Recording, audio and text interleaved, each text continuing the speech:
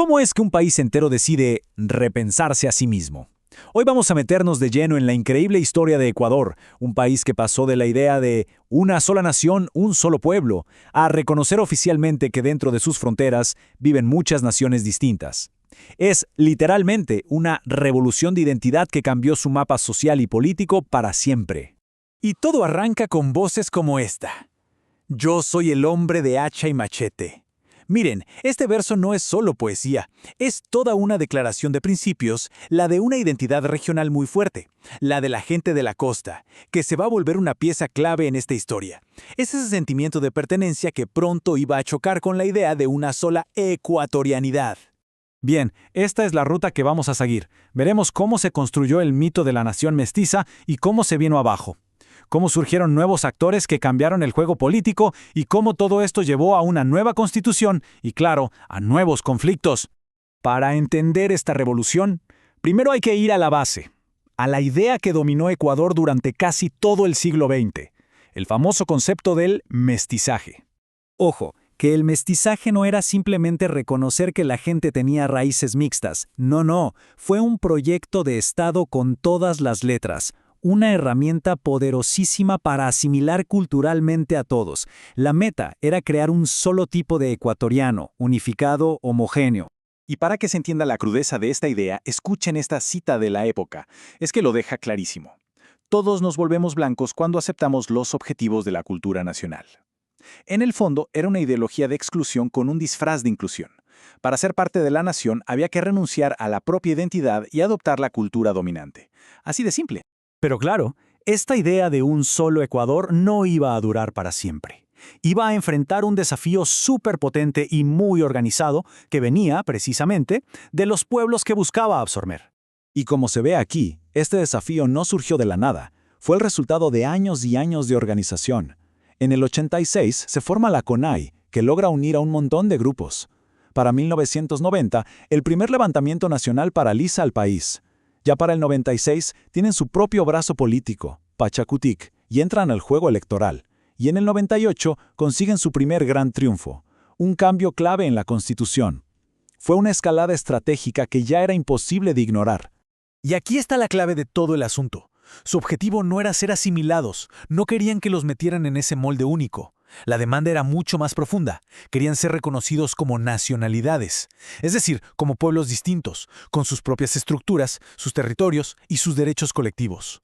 Y justo cuando el tablero político se estaba reacomodando por la fuerza del movimiento indígena, otro grupo, sobre todo en la costa del país, empezó también a reclamar su propia identidad. La cosa se ponía más compleja. Y esto fue un cambio de mentalidad tremendo. Se pasó de una identidad de clase, basada en el trabajo como campesino, a una identidad étnica, montubio. Ya no se trataba solo de lo que hacían para vivir, sino de quiénes eran, de su historia y su cultura. Entonces, para defender su causa, para demostrar que eran un pueblo con identidad propia, el movimiento montubio se apoyó en símbolos muy fuertes. Elementos como el sombrero de paja, el machete, los rodeos. Todo esto se convirtió en su capital étnico, lo que usaron para definirse y para decir, nosotros también somos diferentes. Y la estrategia pues funcionó. En 2001, después de mucha lucha, incluyendo una huelga de hambre, llegó el reconocimiento oficial. Este fue un momento decisivo porque rompió la idea de que todo era mestizos contra indígenas. De repente, había un tercer actor, complejizando aún más la identidad nacional. Y este censo de 2001 nos da una foto perfecta del porqué de toda esta lucha. Miren esos números, más del 77% identificándose como mestizos. Con este panorama, se entiende perfectamente lo vital que era para los demás grupos pelear por su visibilidad. Eran, literalmente, batallas por existir en un país que se veía a sí mismo como súper homogéneo. Toda esta presión combinada de los movimientos indígenas, montubios y afroecuatorianos, pues, terminó por obligar a repensar qué era Ecuador en su totalidad. Ya no se podía sostener la vieja idea. La evolución se ve clarísima si comparamos la Constitución del 98 con la del 2008. Se pasa de un Estado pluricultural y multiétnico, que suena bien, a uno intercultural y plurinacional. No es un simple cambio de palabras, para nada, es un cambio de visión total del país. Entonces, ¿qué es exactamente un Estado plurinacional? Bueno, es un modelo donde un solo Estado reconoce que está compuesto por varias naciones, varios pueblos, y cada uno de esos pueblos tiene derecho a su propia cultura, a su territorio y a cierto grado de autogobierno. La idea ya no es la homogeneidad, sino la unidad en la diversidad. Y lo más importante es que esta nueva constitución no se quedó en generalidades. No, les puso nombre y apellido a los grupos que habían luchado por esto. Reconoció explícitamente a las nacionalidades indígenas, al pueblo afroecuatoriano y al pueblo montubio, y cimentó sus derechos colectivos en la ley. Pero como casi siempre pasa en la historia, una solución en papel no significa el fin de los problemas. Simplemente cambió el escenario y el tipo de debate.